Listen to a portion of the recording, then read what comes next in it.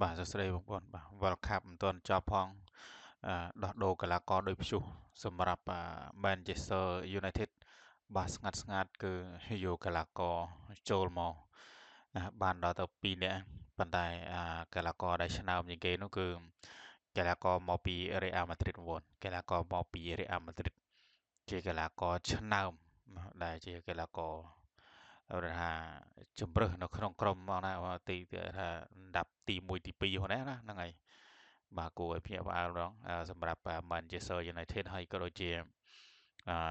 អឺអ្នកគ្រប់គ្រង Real Madrid ក៏ដូចគ្នាក៏មិនគួរឲ្យជឿថា Real Madrid នឹងវាយចេញដែរប៉ុន្តែសម្រាប់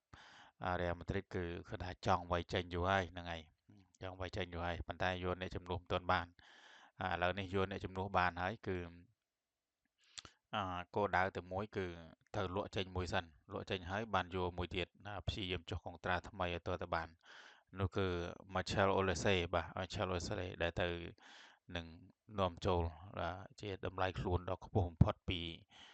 Bayern Munich ហើយចំណែកManchester United យើងនោះក៏បាន2នាក់ហើយម្នាក់ទៀតគឺ surprise តែម្ដងគឺ Vinicius Junior បងប្អូន Vinicius Junior យើងមិនគួរជឿថាManchester United ទិញ Vinicius Junior ទេណាហ្នឹងហើយទិញ Vinicius Junior Junior យើងនោះហ្នឹងហើយដោយសារតែជួនរ៉ូលជាមួយ Mbappe ហើយក៏ពិបាកអញ្ចឹងហើយក៏មានតែវាយចេញមួយបាទទុកឲ្យ Mbappe នៅស្លាប់ឆ្វេងហើយ Marcel Olise នៅខាងស្ដាំបាទ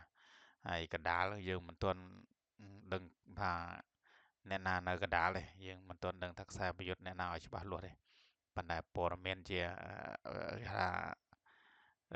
លេចលឺគឺដូចជាចង់បាន Haaland បាទ Haaland ដាក់ប្លោះកណ្ដាលបំពេញតែម្ដងហើយយើងបាទពិតជាភ្ញាក់ផ្អើលមែនតើដែល Manchester United បាទលួចតាកតងស្ងាត់ទៅស្នេហាជាមួយ Vinicius Junior ប៉ុន្តែនៅក្នុងនេះក៏ដែរបងប្អូនណា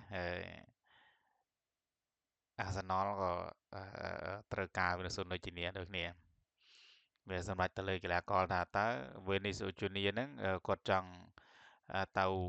Man U ឬក៏ទៅ Arsenal ហ្នឹងហើយរើសទំនុំត្រូវនឹងជោគជ័យតែរើសទំនុំខុសដឹងថាទៅបាត់ហើយបាត់ស្រមោលតែម្ដងបាទថា Man U ក៏មិនអន់ដែរទំនុំគេបច្ចុប្បន្នគឺខ្លាំងហើយ Arsenal ក៏មិនអន់ដែរទំនុំបច្ចុប្បន្នហ្នឹងហើយរើសទំនុំខុសដូចជាកីឡាករមួយចំនួនដែលទៅ Chelsea បងប្អូនទៅ Chelsea ទៅស្ងាត់ជាពិសេសបងប្អូនដឹងថាកីឡាករមួយរូបដែលធ្លាប់មើលងាយ Arsenal គឺកីឡាករ Zelensky Modric ដែលមកពី Shakhtar Donetsk បាទសញ្ជាតិអឺ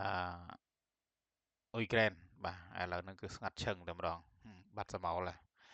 អឺ Zelensky Modric ហ្នឹងហើយយើងចាំមើលថាតើ Man U ឬក៏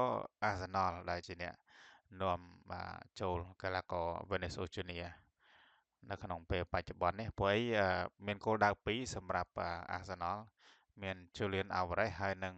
Vinicius Junior ដែលត្រូវរើសពីរនឹងមួយណាក៏បានដែរសម្រាប់ពេញបន្ថែមនៅចន្លោះកន្លែងត្រូសាតដែលចេញទៅ